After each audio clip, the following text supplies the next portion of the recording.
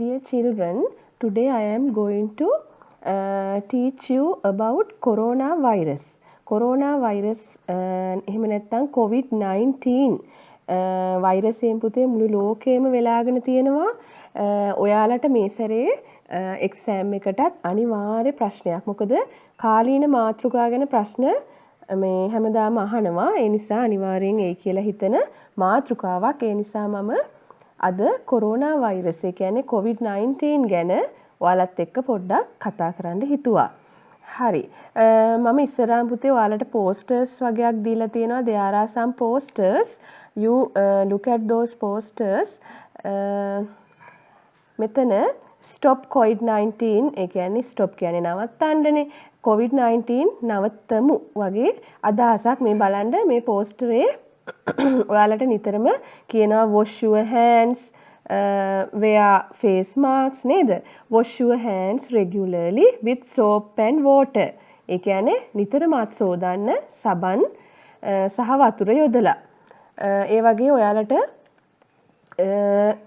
දරුවෝ ඇඳපු පුතේ posters ටිකක් මම දාලා තිනවා. සමහර විට ඔයාලට exam එකේ first paper එකට posterයක් අඳින්න එන්නත් පුළුවන් COVID-19 සම්බන්ධව. ඒ හින්දා හැම දෙයකම පුතේ ready වෙන්න get ready for a poster, notice ඒ වගේ an essay රචනාවක් එන්නත් පුළුවන්. අපි චුට්ටක් ඒ නිසා බලමු. ඔයාලට posterයක් අඳින්න ආවොත් ඒක අඳින්නත් රචනාවක් ලියන්න ආවොත් ඒක ලියන්නත් මම ටිකක් උදව් කරන්නම් මේ presentation එකෙන්. හරි. These are posters. You look at those posters. Save me. මේ ලෝකය කියන්නේ world is asking save me. ඒ කියන්නේ ලෝකය ඉල්ලනවා පුතේ මාව බේරගන්න කියලා. Save me. Stay home. නිවසේ නතර වෙන්න. Stay safe. ආරක්ෂිතව ඉන්න කියන එකයි මේ posters වල අර්ථය. හරි. Protect others from getting sick. ඒ කියන්නේ අනිත් අය getting sick කියන්නේ අසනීපනේ. අසනීප නොවෙන්න නම් අනිත් අයත් එක්ක ඔබත් ආරක්ෂා වෙන්න එපා. ඒ එකට අනුගමනය කරන දේවල් තමයි මේ තියෙන්නේ. මේ බලන්න. When coughing and sneezing, cover mouth and nose with flexed elbow or tissue. Throw tissue into closed bin immediately after use. Clean hands with alcohol-based hand rub or soap and water after coughing or sneezing and when caring for the sick. නිතරම ඔයාලට අහන්න ලැබෙන දේවල් නේද? මෙතන තියෙනවා corona pandemic. ඒ කියන්නේ corona වසංගතය ගැන ඒක කොහොමද මේ ඇති වුනේ? ලෝකයේ වාතාවරණය කොහොමද? ආන්ගේ වගේ එසේ එකක් පුතේ ඔයාලා මේක කියව ගන්න ඕනේ. මේකේ දන්නේ නැති වචන ඔයාලා හොයන්න. හරි? මෙතන corona virus what you need to do. ඔබ මොනවද කළ යුතු? Wash your hands, use a tissue for cough. cough කියන්නේ කහිනකොට ටිෂු එකක් පාවිච්චි කරන්න. avoid touching your face. මූණ අල්ලන්න එපා, ටච් කරන්න එපා. ඒ වගේ දේවල්. දැන් මේක ඔයාලා මේ එසේ එක කියව ගන්න පුතේ කොරෝනා ගැන තියෙන in short the COVID-19 pandemic is a blessing in disguise. ඒ කියන්නේ වෙස් වලාගෙන ආපු blessing කියන්නේ ආශිර්වාදයක් වෙන්නත් පුළුවන් කියලා හිතනවා COVID-19 ඒකේ තියෙන වාසි ගත්තාම ඒ වුණාට පුතේ ඒක කොහොම හරි අපි එකතු වෙලා නවත්තන්න ඕනේ. මොකද අපිට පාසල් යන්නත් විදිහක් නැහැ. මෙන්න මේ රචනාව ඔයාලට අනිවාර්යෙන් එයි කියලා හිතන රචනාවක්. How I spent the lockdown holidays. ඒ කියන්නේ lockdown කරපු ඒ නිවාඩු දවස්වල මං කොහොමද ගත කළේ? How I spent corona holidays. හරි? මේ රචනාව ලියන්න අනිවාර්යෙන්ම ඔයාලා බලාගන්න. මේකේ තියෙන වචන බලාගන්න. තනියම ලියන්න. මම ඔයාලට මේක කියලා දෙන්නම් දැන්. It was the 12th March. එය මාර්තු 12 වෙනිදා. I was shocked to hear මම කම්පැනිට පත් වුණා ඇහුවාම that all the schools would be closed till further notice. ඒ කියන්නේ දැනුම් දෙනතුරු පාසල් වැසුවා කිව්වහම මම shock වුණා. ඒ කියන්නේ කම්පා වුණා කියන එක වගේ මම දුක් වුණා. The government declared an island-wide curfew. ඒ කියන්නේ ලංකාව පුරාම රජය විසින් curfew කියන්නේ ඇඳිරි නීතිය පැනෙව්වා. Some people said that the country was locked down. ඒ කියන්නේ සමහර මිනිස්සු කිව්වා රටම lockdown කළා කියලා. I did not understand. මට තේරුම් ගියේ නැහැ anything at first. මුලින්ම කිසි දෙයක්. Later පසුව my parents explained. පසුව මගේ දෙමව්පියෝ විස්තර කරා මට everything සියලු දේම. It was done to protect the country. ඒක සිද්ධ කළේ curfew දැම්මේ protect the country. රට ආරක්ෂා කරන්න from the deadly coronavirus. මේ මාරාන්තික කොරෝනා වෛරසයෙන්. next paragraph ඔයාලා දන්නවා රචනාවක් ලියනකොට ඡේද වෙන් කරන්න ඕනේ නේද? එතකොට මෙතන second paragraph දෙවෙනි ඡේදයෙන් the schools were closed පාසල් වහලා තිබුණා while we were preparing for the first term test. ඒ කියන්නේ අපි පළවෙනි වාර විභාගයට සූදානම් වෙමින් ඉන්නකොට තමයි පාසල් වැහුවේ. However කොහොම වුණත් I had a glimmer of happiness. මට පොඩි සතුටක් තිබුණා because මක් නිසාද I thought මං හිතුවා that the schools would be reopened before the end of April. ඒ කියන්නේ මම හිතුවා ඒප්‍රිල් මේ අගට වෙන්න කලින් මේ reopen කියන්නේ නැවත පාසල් විවෘත කරයි කියලා. So එම නිසා දැන් ඔයාලා පුතේ ලියාගෙන යනකොට ගලා යාමක් තියෙන්න ඕනේ. එතකොට මේ වගේ මේ so hence ඒ වගේ වචන පාවිච්චි කරන්න ඕනේ රචනාවක් ලියනකොට. so කියලා කමාවක් දාලා එම නිසා I started මම පටන් ගත්තා working hard මහන්සි වෙලා වැඩ කරන්න for the term test වාර විභාගය සඳහා. for කියන්නේ සඳහා. but නමුත් after about 1 week සතියකට වගේ පස්සේ I had to give up my hopes. give up කියන්නේ අතාරිනවා. my hopes කියන්නේ මගේ බලාපොරොත්තු. මගේ බලාපොරොත්තු මං අතෑරියා මොකද? the situation තත්වය in the country කියන්නේ රටේ තත්වය and the world ලෝකයේ සහ රටේ තත්වය was turning from bad to worse. ඒ කියන්නේ හොඳ අතින් ඒ කියන්නේ bad කියන්නේ නරකනේ. දැන් මෙතන ඔයාලා දන්නවා adjectives පුතේ categories තුනකට බෙදනවානේ. comparative, superlative ඒ වගේ positive, comparative, superlative. එතන good, better, best වගේ මෙතන ඒ හොඳයි කියන එකනේ.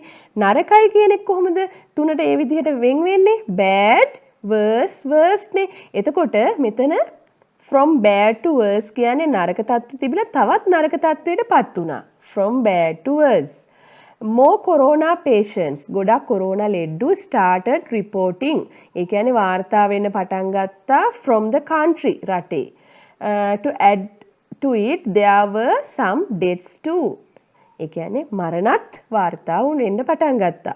soon ඉක්මනින් teachers started sending loads of work on WhatsApp and other social media. ඉක්මනටම මොකද ටීචර්ස්ලා කරේ?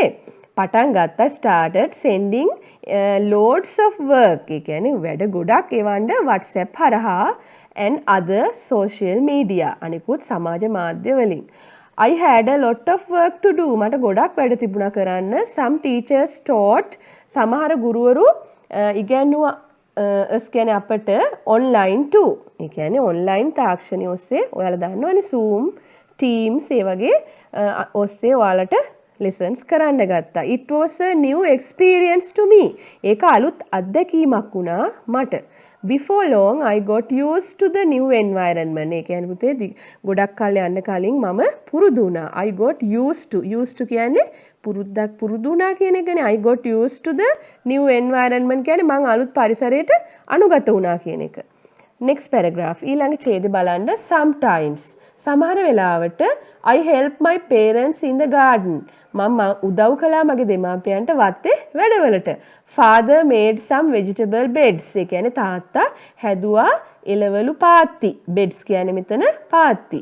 we cultivated අපි වගා කළා brinjals කියන්නේ වම්බටු, chili miris and long beans කියන්නේ මෑකරල්, tomato, තක්කලි ඒ වගේ ගොඩක් තියෙනවා නම් අපි ටිකක් කමා දාලා ලියලා etc දාලා dot එකක් තියන්න ඕනේ. යනාදිය කියන්න කෙටියෙන් etc.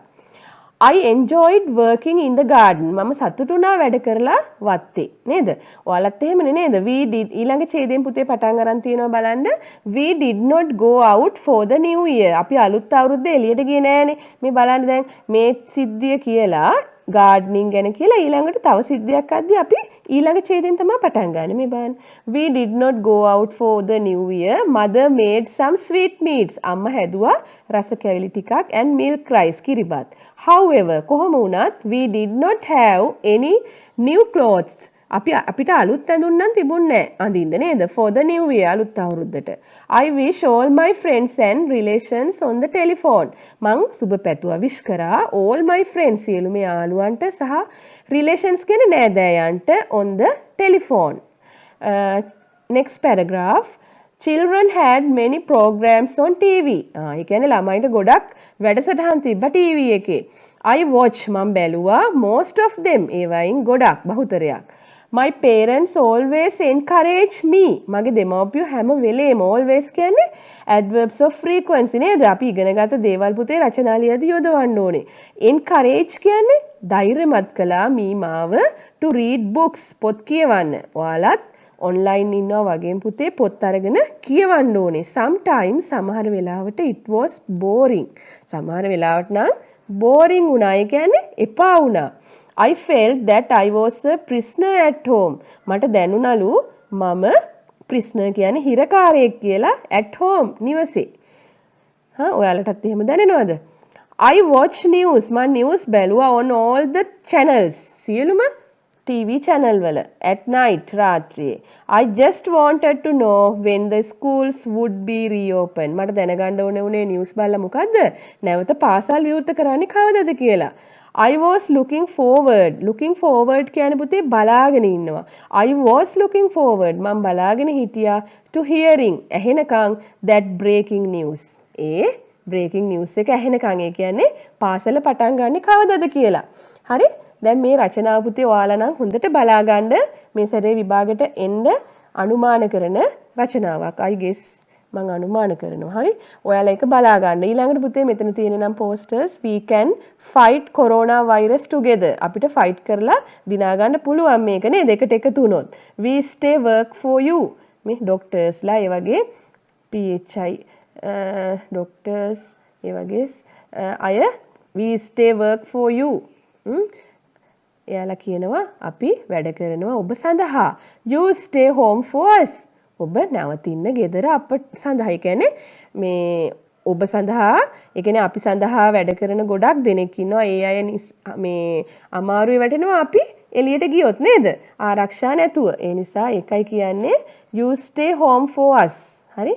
මේ posters බලන්න පුතේ ඔයාලා මං හිතනවා අවබෝධයක් ගන්න ඇති කියලා කොරෝනා වෛරස් ගැන ඔයාලා මේ කොරෝනා පැන්ඩමික් ගැන තියෙන essay එක කියවන්න සමහර විට 16 වෙනි ප්‍රශ්නෙට එන්න පුළුවන් කොරෝනා වෛරස් එක ගැන ඒ ගැන එන්නත් පුළුවන් එහෙම නැත්නම් ඔබ ගත කරපු හැටි ගැන ලියන්න එන්නත් පුළුවන් ෆස්ට් පේපර් එකට පෝස්ටර් එකක් අඳින්න එන්න පුළුවන් ඒ නිසා හැම දෙයකම මේක බලා ගන්න හොඳට අවබෝධ කරගන්න